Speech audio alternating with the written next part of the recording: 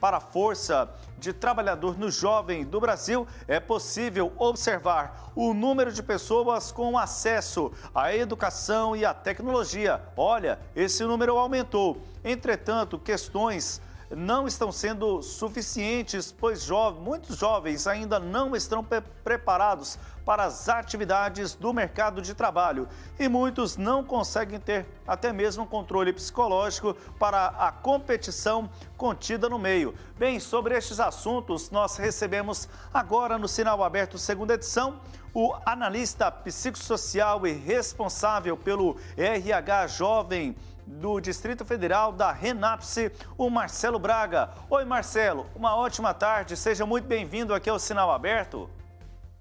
Boa tarde, Samuel, muito obrigado. Bom, Marcelo, a gente tratando primeiramente desse aspecto histórico aí do Dia do Trabalhador, nós temos uma legislação trabalhista, não é, que assegura diferentes direitos ao trabalhador, mas a gente fazendo essa referência histórica da data, na sua avaliação, qual a importância desses elementos que estão carregados ali ao longo da história por esse Dia do Trabalhador? Samuel, o Dia do Trabalhador ele começou dentro dessa proposta de uma luta, né, uma busca por mais direitos trabalhistas, e ter essa oportunidade hoje de comemorar o Dia Internacional do Trabalhador é um ganho para a gente, porque as leis elas foram se consolidando, foram se colocando cada vez mais em aspectos gerais e se desenvolvendo. A gente tem aí a legislação trabalhista que surgiu em 1943, na verdade foi consolidada aí em 1943 pelo então presidente Getúlio Vargas, e a gente veio desenvolvendo isso, foi revisto em 2017, sempre pensando na melhor forma de garantir os direitos aos trabalhadores, né? E hoje os aprendizes, eles têm também essa oportunidade de serem trabalhadores regidos pela CLT com algumas diferenças de direitos por serem aprendizes, né? Muitos deles são menores, então dentro da faixa de 14 até 24 anos a gente tem algumas peculiaridades para os direitos desses jovens. E, Marcelo, ainda nessa linha histórica, recentemente tivemos a reforma trabalhista em 2017, uma reforma muito questionada. Ela acabou, de certa forma, atrapalhando esse progresso dos direitos dos trabalhadores, já que em vários aspectos ela acabou precarizando as relações de trabalho. A gente tem linhas diferentes de visão sobre essa nova legislação trabalhista, né? Houveram alguns artigos, algumas mudanças. Eu acompanhei de perto, porque a gente fazia um curso junto com alguns magistrados na área de direito trabalhista, que fazem parte aí dos tribunais regionais do trabalho, e eles trouxeram assim alguns avanços e algumas possibilidades de retrocesso, né? Mas, no geral, algumas coisas ficaram de ser revistas ainda e outros direitos permaneceriam ali como estavam na legislação anterior. A facilidade, algumas mudanças também vieram para melhorar e incentivar as empresas a trazer mais empregos, né? A gente vinha também uma crescente de situações de trabalho diferentes do previsto na legislação, e essas pessoas não estavam sendo abrangidas ali na legislação trabalhista. Com as mudanças, a gente acabou trazendo mais pessoas para dentro do regime seletista, né? Situações de trabalho como intermitentes passaram a integrar de uma forma mais efetiva a legislação trabalhista e serem regidos por direitos. Então, alguns ganhos e, claro, sempre algumas perdas que a gente não deixa de perceber, né? Aqui no Cinema Aberto, segunda edição, estamos recebendo o Marcelo Braga, analista psicossocial e responsável pelo RH Jovem da Renaps. Marcelo, da minha parte aqui, um último questionamento, antes dos questionamentos do Kleber Ferreira, eu quero aqui ainda destacar um ponto. E o jovem nesse processo? Na abertura aqui da nossa conversa, eu falei sobre qualificação profissional, a inserção do jovem. Como que a gente pode analisar esta situação do jovem saindo aí de uma pandemia, levando em consideração a vulnerabilidade social, para que ele possa ter a sua inserção no mercado de trabalho e, ao mesmo tempo, tendo a oportunidade de se qualificar? Essa oportunidade do jovem se qualificar, ela tem aí muito apreço e muitas possibilidades, assim como a Renap se trabalha como uma instituição para a inserção desses jovens no mercado de trabalho. Durante o processo da pandemia, a gente também viveu momentos mais complexos, com algumas empresas evitando a contratação, mas isso está previsto dentro da lei, o cumprimento dessa cota. Então, fazer a contratação desse jovem também é uma obrigatoriedade, né?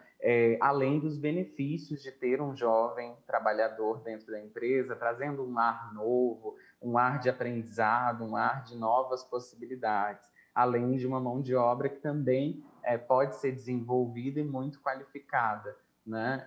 Então, essa inserção dos jovens dentro do mercado de trabalho, ela aconteceu durante a pandemia com mais dificuldade, mas agora a gente passa a ter a necessidade de qualificar esse jovem, né, de trazer uma mão de obra que seja de boa qualidade, que tenha o jovem, acima de tudo, interesse, porque ele está em processo de aprendizado, né? Então, por aprender e pela necessidade de se tornar cada vez mais um aprendiz, que desenvolve ali atividades que muitas pessoas ainda não tinham aprendido ou que precisam aprender com mais rapidez, com mais facilidade. O que a gente precisa no intuito, no desenvolvimento do jovem é que ele tenha vontade de aprender e que ele esteja disposto. E sempre uma pessoa ali por trás orientando esse jovem, trazendo ensinamento para ele dentro desse processo das atividades práticas.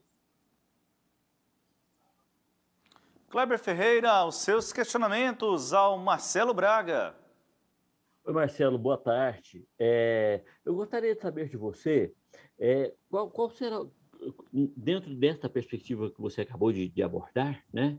Qual é o futuro que a gente pode imaginar para a classe trabalhadora brasileira em termos de direitos? Kleber, pergunta perspicaz, hein? Obrigado. Mas em questão de direitos, eu acho que a gente vem avançando muito. Se a gente fizer um parâmetro com outros países, a gente tem uma gama de direitos muito grande, né? O que falta, talvez, seja a aplicabilidade desses direitos de forma efetiva pelas empresas e também a busca desses direitos pelos trabalhadores. Eu acho que conhecimento é extremamente importante das leis que já existem. Eu vejo a necessidade de algumas revisões, sim, algumas questões que a gente precisa ampliar, mas hoje o que nos falta mais ainda é a perspectiva do próprio trabalhador dos direitos que tem, porque muitas vezes eles não conhecem. E hoje ter a oportunidade de trabalhar com aprendiz e como aprendiz, isso facilita muito o aprendizado de direitos, porque hoje eu coloco um jovem em sala de aula para explicar para ele quais são os direitos que ele tem, que estão regidos na CLT, que é uma oportunidade que nem todo trabalhador tem, porque ele entra na empresa e nenhuma empresa muitas vezes tem esse espaço de fala em relação aos direitos trabalhistas, em relação à legislação e outras questões. Então, é uma grande oportunidade a pessoa ser aprendiz hoje, de ter todo esse leque de entendimento sobre direitos. E o que hoje nos falta talvez seja a melhor aplicação dos direitos trabalhistas já garantidos na CLT.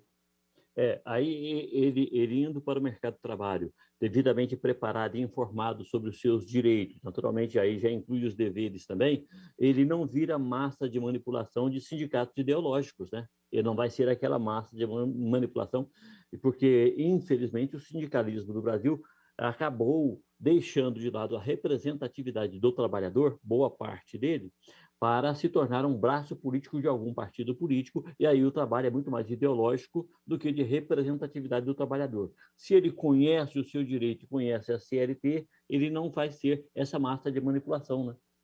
Perfeito, é exatamente isso que a gente busca em bons profissionais, que eles não sejam uma massa de manipulação, mas que eles entendam os direitos e, acima de tudo, como você citou, deveres, né? Nem tudo são direitos, mas sim deveres. A gente precisa também fortalecer isso para que o trabalhador entenda que, ao mesmo tempo que eu tenho direito, eu também tenho que me esforçar, eu também tenho que entregar um trabalho de alto desempenho.